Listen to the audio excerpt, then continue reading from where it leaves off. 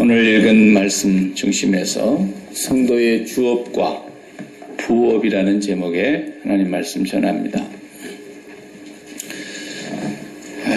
인생을 행복하게 참 한 번밖에 못 사는 생이지만 즐겁게 다 살고 싶어 하는데 그렇게 살 수 있는 길을 하나님은 우리에게 주셨습니다.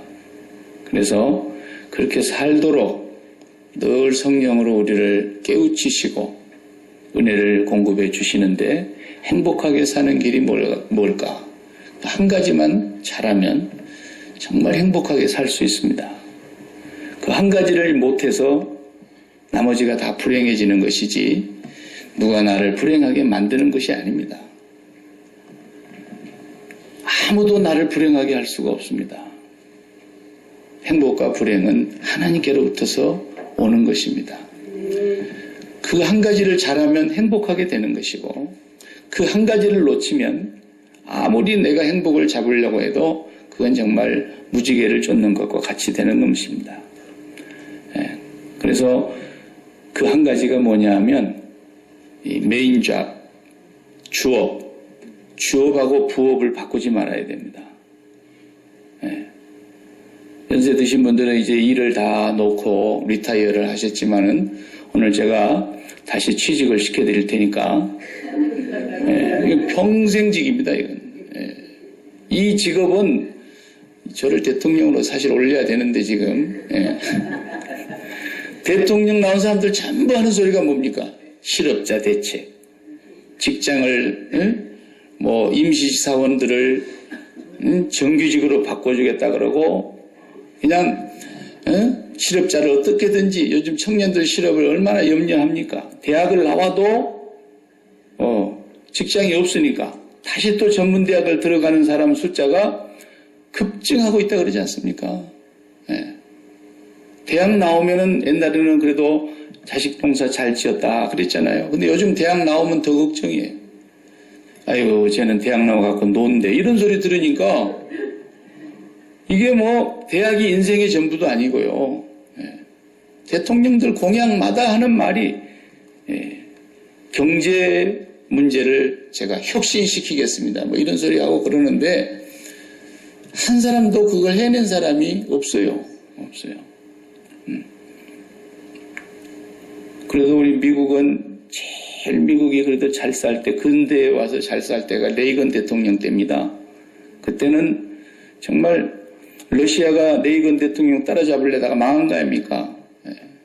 레이건 대통령은 영화배우였지만 정말 그분이 무슨 정치를 했던 분도 아닌데 그냥 아주 코믹스러운 그런 연설을 잘하는 분이고요. 그래도 그분 때에 직업을 1700만 개를 만들었어요. 실업자들이 거의 없었어요. 레이건 대통령 때 그 역사를 읽어보면 8년 재임하는 2번 재임하는 동안에 실업자 문제를 다 해결하고요. 미국의 역사에 가장 정제적으로 호황기를 누리는 그런 시기를 만든 사람입니다. 이 사람은 왜 그렇게 했습니까? 세금을 적게 거둔다. 그 대신에 우리 모든 정부의 고위직부터서 본인부터서 모든 공무원들 다 허리띠를 졸라매자. 그래서 지출을 줄인 거예요. 물 쓰듯이 쓰면서 무슨 경제를 얻는다고. 그건 말도 안 되는 소리죠. 정말로 감세하면서 세금은 적게 거둬들이면서도 그러니까 정부의 공무원들이 얼마나 힘들겠으니까만은 우리가 이 허리띠를 이럴 때 졸라매야 된다. 그렇게 해가지고 국민들을 설득시키고 국가를 가장 경제적으로 부흥하는 그런 나라에 올려놓았지 않습니까? 정치학을 전공한 사람이 정치하는 것이 다 잘하는 게 아닙니다. 영화배우였어요. 땅콩 농장의 아들도 정치를 얼마나 잘했습니까? 그렇기 때문에 우리 성도들은 오늘 수지 맞은 거예요. 여러분의 주업이 뭔가를 알아야 돼요. 이 주업을 모르고 맨날 부업에다가 목숨을 거니까 안 되는 거예요. 제가 야키마 소망교회 담임 목사라 그러니까 굉장한 일한 것 같습니까? 이거 부업이에요, 부업. 이 목회가. 목회를 주업이라고 생각하면 큰일 나는 거예요. 목회가 주업이라고 생각하니까 자식들한테 그걸 대를 물리려고 그러잖아요. 빌어먹을 짓을 하는 거예요, 그렇게. 예. 세상에 할 짓이 없어서 성직을 그렇게 빌어먹는 짓을 합니까? 예. 그 교회가 예를 들어서 우리 교회 같이 한 30명 모이는 교회라고 하면 대물리려고 그러겠어요? 목회가 주업이 아니에요. 저는 선교사들에게 늘 그래요. 이한나 선교사님한테도 늘 파견하기 전에도 그런 얘기했어요. 선교가 주업이 아니다. 선교가 중요한 게 아니다. 당신이 나가서 하나님과 당신과의 관계가 무너지면 선교지는 척박한 곳이고 거기에서는 어디서 뭔가를 공급받기가 어려운 곳이고 외로운 곳이고 하나님과의 관계가 무너지면 모든 선교는 끝장나는 거다. 담임 목사라 그래서 무슨 교회가 목양일념 그런 막 표구를 다 이렇게 써붙여놓고 그러잖아요. 목양일념. 그 틀린 소리예요. 무슨 목양일념입니까? 주님이 베드로 보고 목양일념 그렇게 묻질 않으셨어요. 네 날 사랑하냐? 그걸 물었죠. 주님을 사랑하지 않으면 절대로 목양을 할 수가 없기 때문에. 왜? 당신의 피값으로 사신 생명인데 승천하시면서 이걸 누구한테 맡기냐는 거예요. 나를 제일 사랑하는 사람한테 맡기는 거 아니겠습니까? 여러분이 지금 생을 다 못 살고 병들어 죽는다 그래봐요. 그런데 그냥 아직도 부모의 손길이 필요한 어린 자식들을 놔두고 눈을 감는다 그러면 누구한테 맡기겠어요? 나를 제일 사랑했던 사람에게 부탁할 거라고요. 우리의 주업이 뭔지를 모르면 평생 살아도 그냥 부업에 쩔쩔 멜다가 끝나는 겁니다. 네. 그래서 이걸 바꾸지 않아야 되는 거예요. 작년에는 부활절을 지나고 제가 사무엘상을 했어요.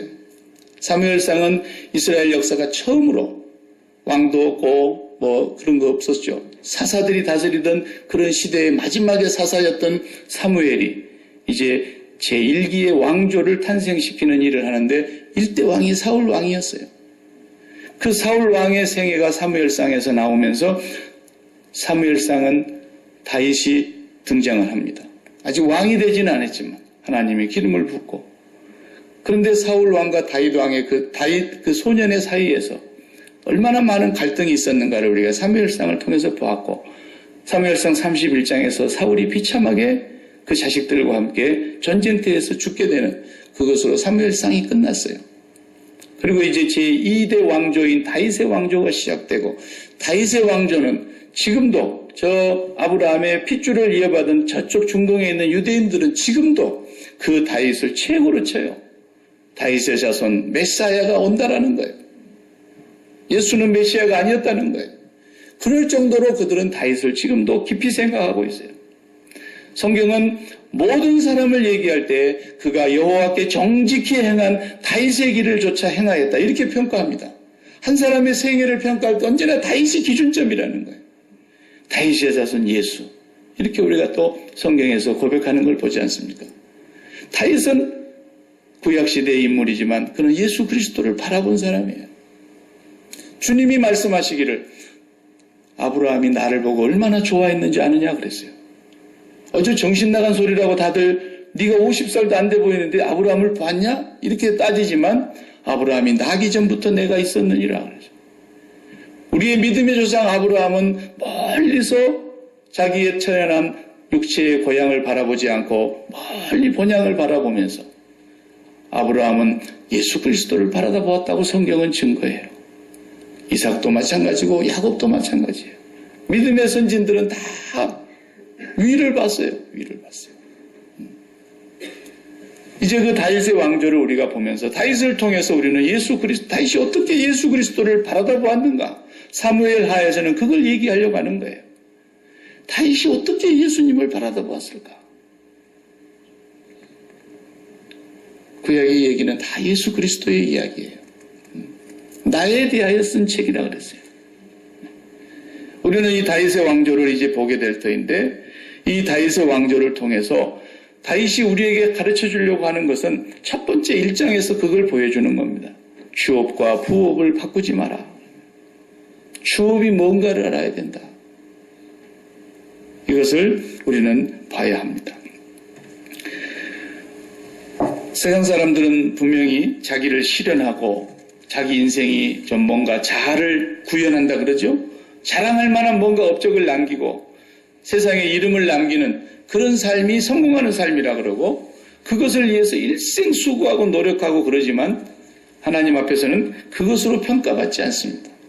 예. 하나님은 진짜 우리의 주업이 무엇인가를 바로 알고 살기를 원하시는 거예요.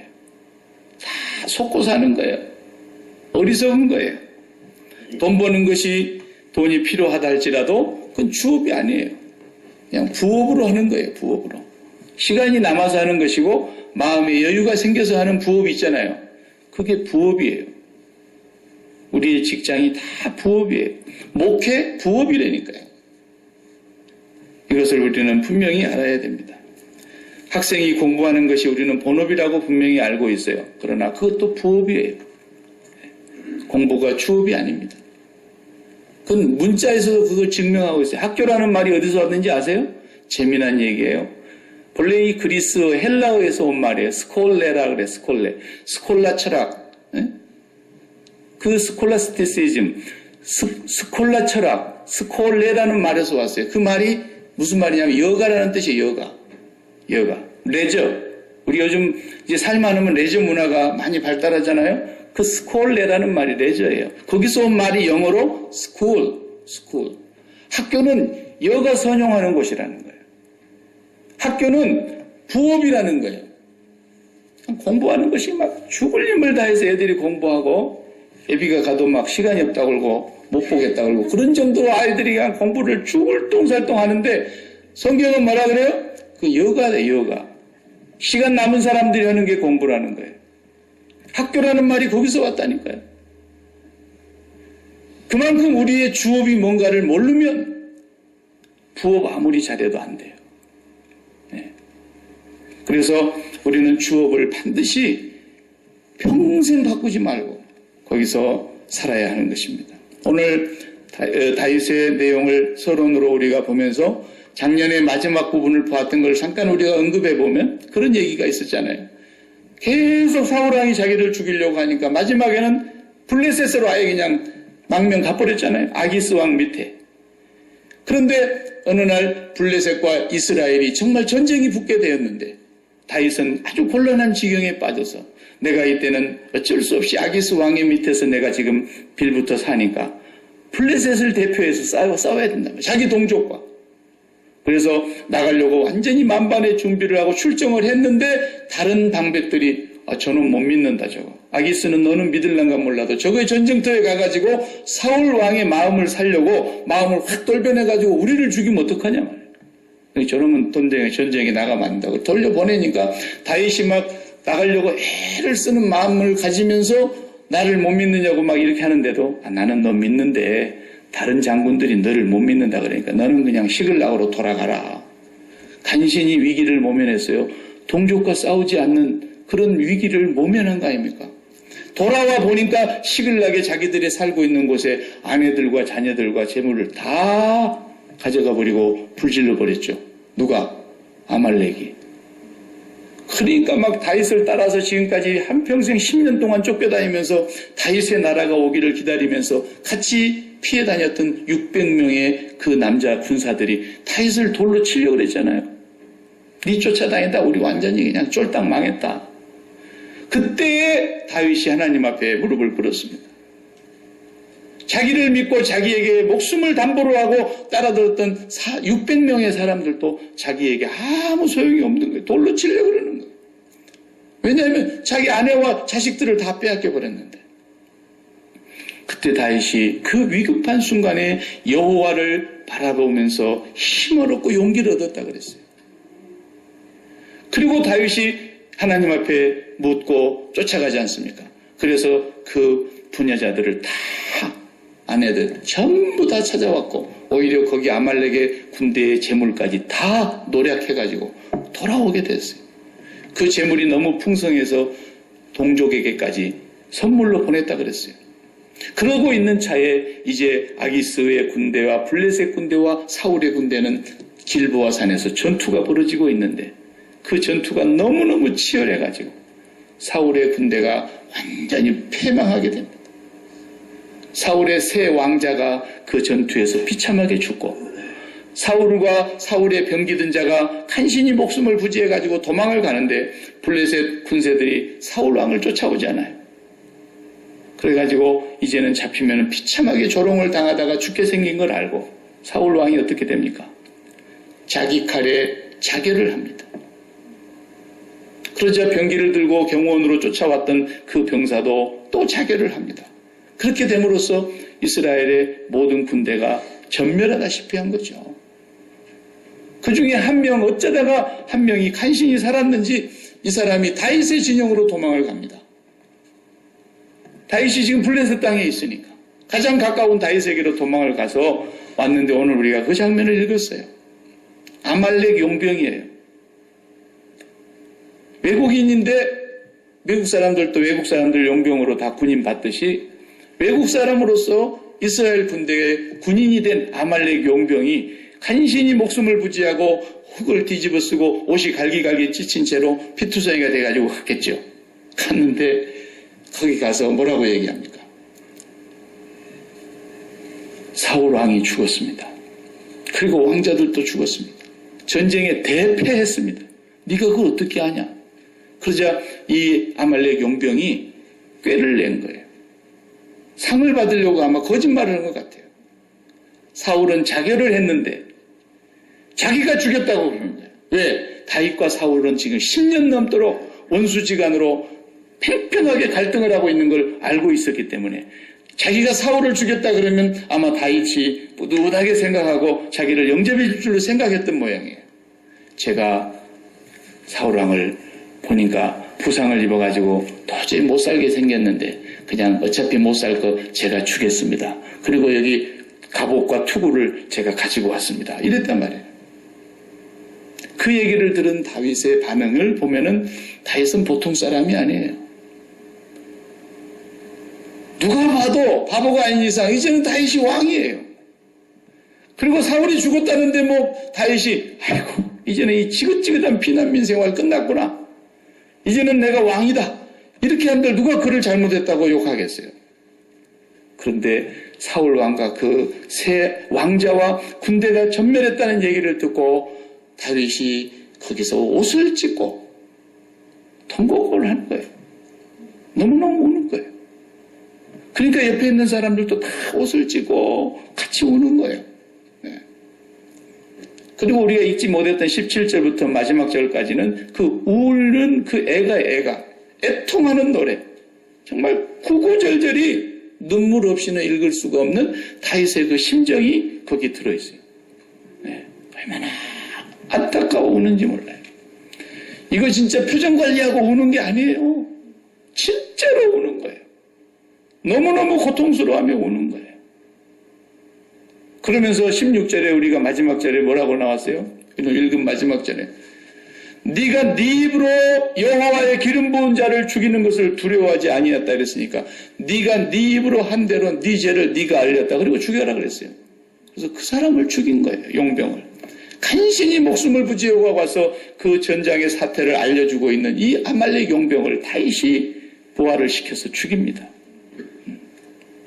교험에서는 다윗이 칼을 쓰지 않는 분인데 얘를 죽이라는 거예요. 왜 다윗이 자기의 원수 같은 사람이고 자기 생명을 취하려고 하는 사람이고 자기가 아무 죄가 없는데 그렇게 자기를 10년 넘도록 괴롭히고 비열한 방법으로 죽이려고 하고 그러던 사울이 죽었다는데 왜 다윗이 슬퍼하고 기뻐하지 않느냐는 거예요.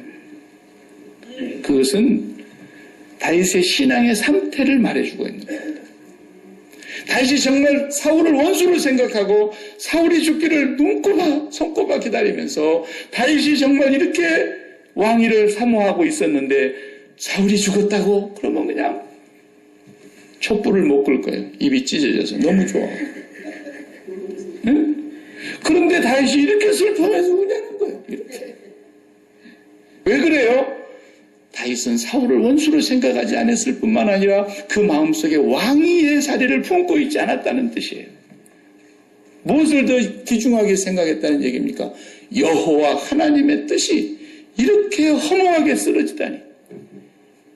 그래도 이 왕국의 초대 임금으로 하나님이 세운 기름 부은 종인데 이 왕이 하나님의 뜻을 어기고 하나님의 뜻을 바르게 알지 못해서 이렇게 비참하게 쓰러져 가는 그 모습을 보니까 너무너무 가슴 아파서 다윗은 통곡하며 울면서 감히 여호와의 이름으로 기름 부은 자를 네가 죽이는 것을 두려워하지 않다니, 그러면서 그 용병을 다윗이 처치해버리는 걸 보면서 다윗의 마음은 이미 하나님을 얻은 거예요. 자기의 아내와 자식들을 다 잃어버리고 600명이라는 사람들이 가슴을 치고 통곡하면서 이 모든 이유가 다윗 때문이라고 돌멩이질을 하려고 할 때 다윗이 물불 끓고 하나님을 통해서 다시 힘을 얻고 잃어버린 걸 다시 되찾고 내가 지금까지 내 지혜와 내 깨로 살아보려고 했더니 모든 것을 회개하고 전심으로 하나님의 얼굴을 구하면서 그의 인생이 다시 위기를 모면하지 않습니까? 하나님을 가진 거예요. 하나님을 얻고 나니까 600명 이거 아무것도 아니에요. 그렇게 마음이 풍성해지니까 늘 제가 쓰기 좋아하는 고사성어 가운데 금강산도 식후경이라는 거예요. 배가 불렀다라는 거예요. 하나님을 맛보고 하나님의 그 여호와의 선하심을 배불리 경험하고 나니까 원수가 없는 거예요. 마치 스데반 집사님이 주님이 부활하시고 보좌 위에 승천하신 뒤에 보좌 우편에 서 계신 그 영광을 보는 순간에 자기를 돌로 치는 사람에 대하여 용서해달라고 기도하는 그 마음의 여유. 마음의 여유가 뭐예요? 여가 아닙니까? 여가 선용. 레저라는 거예요, 레저. 예? 사람이 돈이 있다고 행복한 게 아니에요. 마음의 여유가 없어요. 예. 주업과 부업이 바뀌면 그렇게 되는 거예요. 주업이 무언가를 우리가 알아야 돼요. 다윗이 그것을 회복하고 나니까 정말 사울이 죽은 것이 그렇게 애통하고 절통하고 그 중에도 마치 연인보다도 더 사랑했던 요나단의 죽음 앞에서는 이 나중에 애가를 보면은 너무너무 애통하는 노래를 부르지 않습니까? 요나단의 죽음을 그렇게 목놓아 슬퍼했습니다. 그만큼 다윗 왕의 마음 상태가 먼저 하나님과의 관계 속에서 배가 부른 거란 말이죠. 이것이 주업입니다. 주업. 우리 성도의 삶의 제일 중요한 주업은 여호와 하나님을 경외하는 거예요.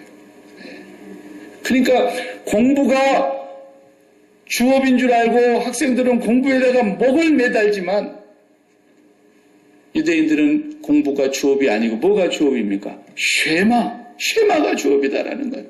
내 마음을 다하고 목숨을 다하고 힘을 다하고 뜻을 다하여 주 여호와 하나님을 사랑하라.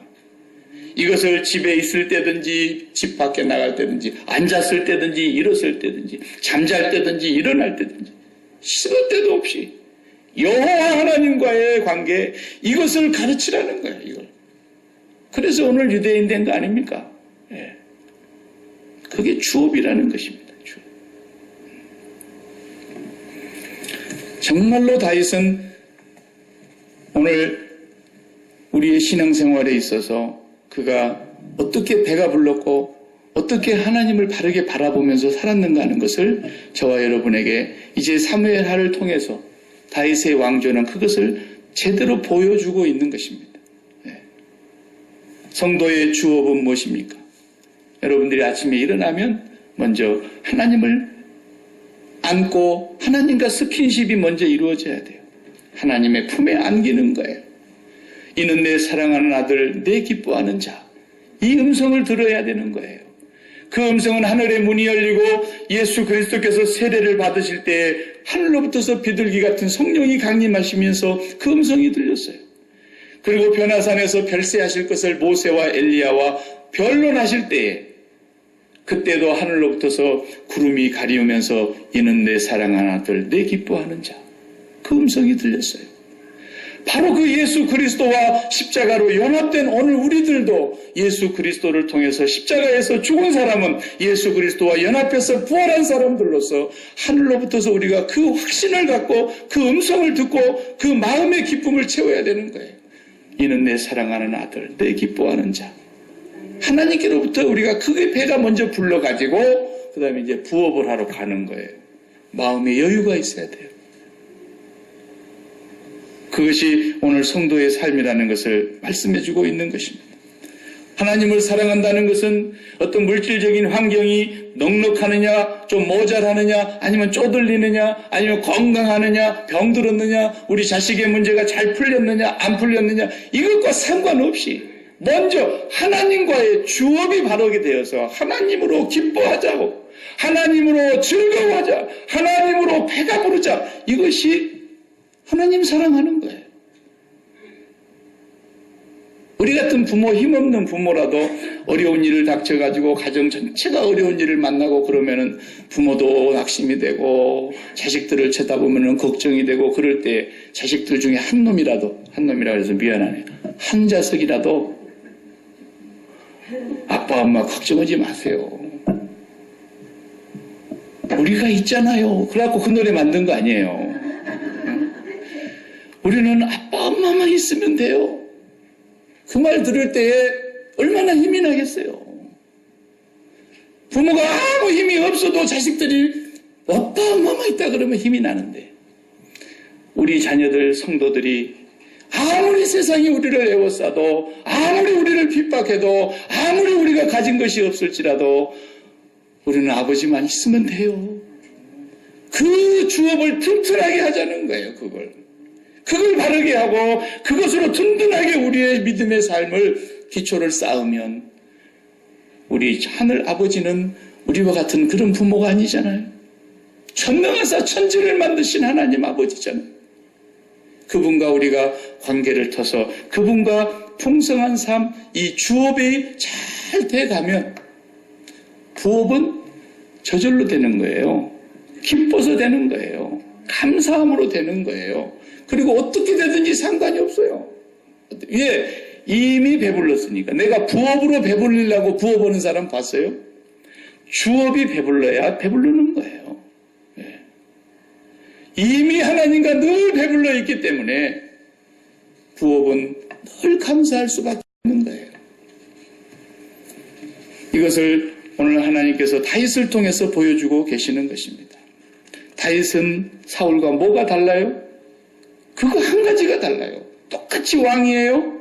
사울은 왕이 되기 전에 잠깐 겸손했어요. 나는 왕이 될 자가 못 됩니다. 베냐민 지파 중에서도 형편없는 집안의 사람인데 어떻게 제가 왕이 된단 말입니까? 그때까지는 좋았더랬어요. 그런데 어느 날 자기가 왕이 되고부터서는 들리지가 않는 거예요. 하나님의 음성도 안 들리는 거예요. 불순종하는 거예요. 여호와께서 그 목소리 순종하는 것보다도 좋아하는 것이 있는 줄 아셨습니까? 와서 사무엘이 애통하면서 밤새도록 하나님 앞에서 사울을 위해서 기도를 하는데 정말 사울은 그걸 모르는 거예요. 평생 왕위를 지키려고 우리가 사무엘상을 보면서 사울의 그 비열한 모습을 봤잖아요. 그걸 죽이려고 세상에 자기 딸 미가를 줘가지고 사위로 삼아가지고 장인이 되어서 사위를 죽이려고 그랬잖아요. 그리고 밥상 앞에서 같이 밥을 먹으면서 창을 던져갖고 죽이려고 그랬지 않습니까? 아들이 보는 앞에서. 악기를 연주하고 있는데 또 창을 던져서 죽이려고 그랬지 않습니까? 그래도 저래도 안 되니까 이제는 군대를 끌고 황무지에 있다가 황무지로, 굴에 숨었다면 굴로 자기를 죽일 수 있는 기회가 2번이나 있었어도 살려줬는 그 다윗을 너무너무 비열하게 그의 일생의 남은 시간을 왕위를 지키려고 그리고 이 왕위를 요나단에게 물려주려고 그의 주업이 거기였어요. 근데 그건 지켜지지가 않았어요. 하나님이 그걸 오히려 빼앗아서 다윗에게 주었어요. 다윗은 주업이 뭐였어요? 왕위가 아니었어요. 만약에 그가 정말 왕위가 주업이었고 속셈이었다면 이 아말렉 용병을 왜 죽입니까? 그래도 비록 외국인이지만 나를 위해서 네가 충성했구나. 그리고 어떤 경호실에서 부하로 그냥 취직시켜줬지 않겠어요? 왜 죽여요 그걸? 그런데 그걸 죽이는 겁니다. 네가 나를 몰라도 한참 몰랐다라는 거예요. 그러니까 정말로 다윗의 마음속에는 주업이 하나님으로 배부르는 거였어요. 여호와 하나님을 바라다 보면서 여호와가 나의 목자이심을 내가 이제 알겠습니다. 여호와가 나의 방패이십니다. 사람의 생명과 전쟁의 승패가 칼과 창에 있지 아니한다는 걸 다시 그가 골리앗을 물리쳤을 때 그 순수한 신앙으로 돌아가서 여호와가 나의 피할 바위이시며 여호와가 나의 산성입니다. 여호와가 나의 주업입니다. 여호와를 사랑하는 것이 나의 메인 잡입니다. 영원히 리타이어가 될 수 없는 영원한 우리의 직장은 여호와를 사랑하는 것이라니. 이거 한 가지 잘했는데 다윗은 그의 평생에 네 이름으로 대가 끊어지지 아니하리라 하시더니 하나님께서 마침내 그의 후손으로 예수 그리스도를 보내셨다 그랬어요. 약속을 지키신 거예요. 이새의 아들 다윗을 만나니 내 마음에 합한 자로다. 그로 인하여 내 뜻을 다 이루리라. 그렇기 때문에 우리가 메인 잡을 하나님을 사랑하려고 하니까 무엇을 바라다 봐요? 예수를 바라다 봐야 되는 거예요. 예수를 깊이 묵상해야 되는 거예요. 예수 그리스도의 십자가를 날마다 생활하는 것이에요. 왜? 내 세상에 눈에 보이는 이 주업이 주업인 줄로 착각하게 만드니까. 그것이 내 인생을 실현시키는 것인 줄 알고 그것이 내 인생의 성공과 실패를 가늠하는 것인 줄 알고 내 엉뚱한 것에다가 주업을 두고 거기다가 마음을 붙이고 있는 이 모든 삶을 그리스도와 함께 십자가에서 끝장을 내야 하나님과 성령으로 말미암아 우리가 연결이 되기 때문에 그리스도의 십자가가 그래서 복음인 거예요. 제가 목회가 아무리 소중해도 저 역시도 목회는 부업인 거예요. 제 마음속에서 날마다 하는 일이 마누라를 마음에서 빼내야 되고 그 새 놈을 마음에서 빼내야 되고 그리고 이 세상에 눈에 보이는 것들 중에서 세상에 가치 있다고 하는 그런 세상과 세상에 속한 것들을 내 마음에서 빼내기 위해서 날마다 그리스도의 십자가를 바라다 보는 것이 그게 나의 주업이지 목회가 주업이 아니란 말이에요. 목회는 부업이에요. 왜? 그분이 이제는 마음에 여유가 있어서 나눌 수 있고 줄 수 있고 어제도 우리가 가서 골프대회 해봤지만 우리 교회 사람들하고 몇 사람 빼놓고는 여유가 있는 사람들이 없어요. 정말 여호와를 사랑하고 여호와를 경외하고 여호와를 위해서 산다는 사람들이라면은 남의 교회 사는데 뭐 우리가 갈 거 뭐 있어? 그러면 안 되는 거죠. 나 비난하려고 하는 얘기가 아니라 그렇게 예수 믿는 사람들이 삶에 여유가 없어요. 여유가. 배가 안 부른 거예요. 배가 안 부른 거예요. 우리 교회 교인들 앞으로 그러지 마요. 옆에서 뭐 한다고 막 쫓아가요. 가능하면 쫓아가요. 네. 그리고 다음 주일에도 우리가 두 행사가 겹쳐서 저는 노예 임원으로 맡고 있어서 임직식에 가서 제가 권면을 해야 되기 때문에 못 가요. 네. 그러나 사랑의 교회에 또 집회한다 그러니까 가서 찬송으로 은혜 받고 간증 듣고 그러려면 또 가셔서 네, 자리를 좀 채워주시고 그렇게 하는 것이 좋지요.